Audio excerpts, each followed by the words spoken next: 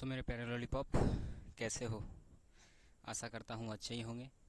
तो आज हम लोग फिर से मौजूद हैं एक नई क्लास के साथ, जिसमें आपका यह चैप्टर जो है होने वाला है कौन सा? मैक्स मूलर, जिसका नाम क्या है? भारत से हम क्या सीखे। ठीक है। और ये कवि जो हैं, कवि का नाम क्या है? तो मैक्स मूलर नाम है। ठीक है।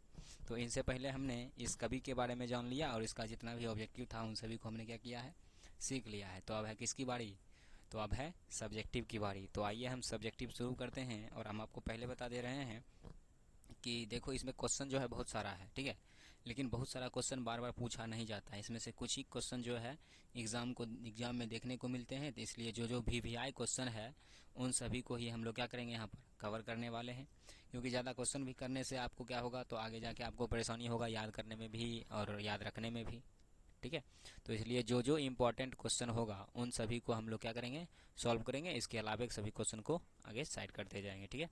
तो आइए देखते हैं, शुरू करते हैं। आपका पता है कि आपका ये चैप्टर जो है तीसरा है। और ये क्या है, तो मैक्स मूल मतलब ये एक प्रकार का भाषण है। और आपको पता है कि भाषण में किस तरह से हम कविता को समझाते हैं? नहीं भाई, सिंपल सी बात है। इसमें जहाँ पर भारत देश का क्या हो, बड़ाई हो, वो सारा यही इसी का होगा। नहीं, भारत की जहाँ पे बड़ाई आपको दिख जाए, समझ लेना यही क्या है, मैक्स मुलर के द्वारा लिखा गया है। तो आइए देखते हैं इसका फर्स्ट क्वेश्चन। क्वेश्चन क्या है? तो क्वेश्चन है कि समस्त समस्त भूमंडल में सार्वभौमिक संपदा और प्राकृतिक सौंदर्य से परिपूर्ण देश भारत है।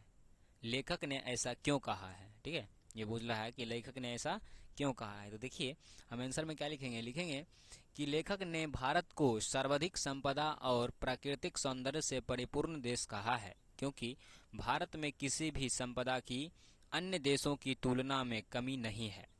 और भारत का सौंदर्य भी काफी आकर्षक है। यहाँ किसी नदियाँ एवं हरे भरे खेत लोगों को अपनी ओर आकर्षित करते हैं। तो भाई देखो, हमने क्या किया, इसमें क्या किया, तो अपने भारत देश की बड़ाई कर दिया, बस हो गया। यही मेरा क्या हो जाएगा, आंसर हो जाएगा। ठीक है। अगला क्वेश्चन है कि लेखक की, देखो सबसे पहले यहाँ पर क्या लिखा हुआ है? VVI लिखा हुआ है। मतलब ये जो है क्वेश्चन देखा गया है, यानी पूछा गया है, इस कारण से हम इसको कवर कर रहे हैं। आगे है कि लेखक की दृष्टि में सच्चे भारत का दर्शन कहाँ हो सकता है और क्यों? तो देखिए आंसर में हम लोग क्या लिखेंगे? लिखेंगे कि लेखक मैक्स मूलर के अनुसार सच्चे भारत का दर्शन ग्रामीण इलाकों में हो सकता है, जहाँ के खेतों में हरियाली छाई हुई रहती है और ही और वहाँ वह अत्यधिक ही प्रिय लगता है। सच्चे भारत का दर्शन मुंबई, कोलकाता, दिल्ली इत्यादि शहरों में नहीं बल्कि गांवों में हो सकता है। सच्चे भारत का दर्शन कहाँ हो सकता है? गांवों में हो सकता है। ठीक है। अगला क्वेश्चन है, देखो यहाँ भी VVI लगा हुआ है। इसका मतलब समझ लीजिए कि ये भी क्वेश्चन क्या किया गया है, पूछा गया है। कहीं ना कहीं क्वेश्चन बैंक में आपको देखने को मिलेगा। तो यहाँ पर है कि धर्म की दृष्टि से भारत का महत्व क्या है, बताना है। ठीक है। तो इसमें थोड़ा सा ये आ गया है, तो कोई दिक्कत नहीं है, हम आपको पढ़ के सुना दिए। आप अपने किताब में खोजिए और इस क्वेश्चन को निकाल लीजिए कि धर्म की दृष्टि से भारत का क्या महत्व है। तो देखो, हम आंसर में क्या लिखेंगे कि धर्म की दृष्टि से भारत का महत्व विशाल महत्व है। यहाँ विभिन्न धर्म के लोग, हिंदू, मुस्लिम, सिख, ईसाई, जैन, बौद्ध, पारसी, यहूदी इत्यादि लोग आपस में मिलजुल कर एकता के भाव से रहते हैं। यह विश्व के किसी भी देश में ऐसा व्यवस्था नहीं है। यानी हमारे भारत में ही जो है सभी धर्म के लोग रहते हैं। और वो सभी किस भाव से रहते हैं?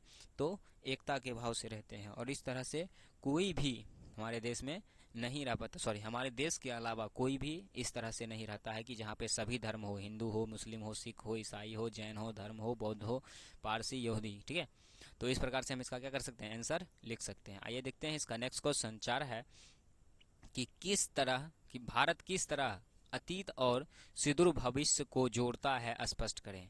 तो इसका भी आंसर हम देखो कैसे लिखेंगे। लिखेंगे भारत अतीत और सुदूर भविष्य को जोड़ता है, क्योंकि भारत का इतिहास विश्व के सभी देशों के इतिहास से बहुत ही बड़ा और विशाल है, जिससे भारत के युवा सीखकर अपने भविष्य को उज्जवल तथा समृद्ध बनाते हैं। यानी आप लोगों को भी पता है कि आगे जाके आपको ज़्यादातर क्या करना है, इतिहास ही पढ़ना है। क्योंकि इतिहास से ही बहुत ज़्यादा क्या करता है, क्वेश्चन पूछा जाता है। तो जब बहुत ज़्यादा क्वेश्चन पूछा जाता है तो आपको इतिहास ही बहुत ज़्यादा पढ़ना पड़ेगा।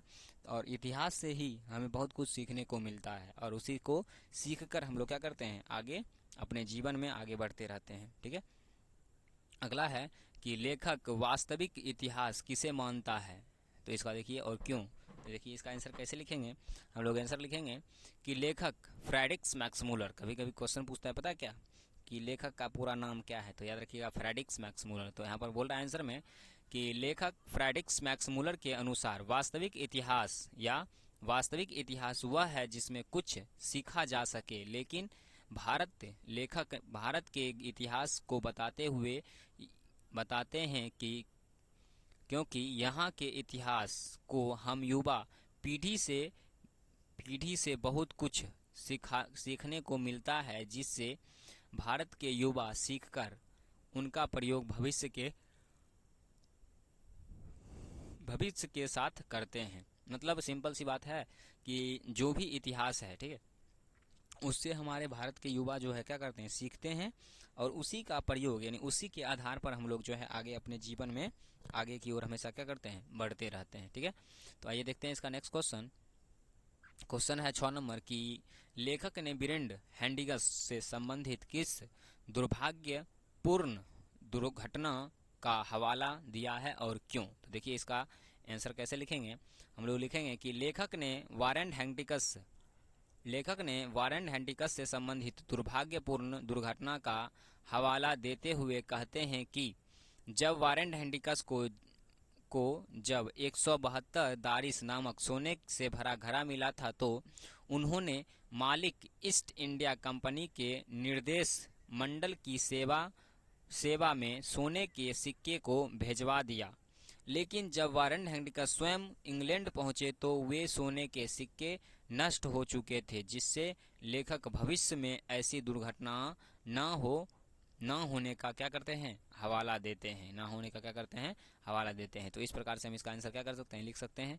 तो आइए देखते हैं अगला नेक्स्ट क्वेश्चन नंबर 7। देखिए क्वेश्चन नंबर 7 क्या है, बोल रहा है कि भारत के साथ यूरोप के व्यापारिक संबंध को प्राचीन प्रमाण लेखक ने क्यों या क्या दिखाया है। तो देखिए आंसर में क्या लिखेंगे। आंसर में है कि भारत के साथ यूरोप के व्यापार संबंध के प्राचीन प्रमाण में लेखक कहते हैं कि पहले हम लोग सीरिया, फिलिस्तीन इत्यादि देश से व्यापार करते थे। तब हाथी के दांत, बंदर, मोर और चंदन इत्यादि वस्तु को भेजा जाता था, जिस पर भारत सरकार ने रोक लगा दिया, जिसके कारण भारत और यूरोप के व्यापारिक संबंध बंद नहीं हुए थे। लेकिन लेखक प्राचीन प्रमाण को मानते हुए आगे व्यापार करने की सलाह देते हैं। प्राचीन प्रमाण को मानते हुए लेखक क्या करते हैं, आगे और व्यापार करने की सलाह देते हैं।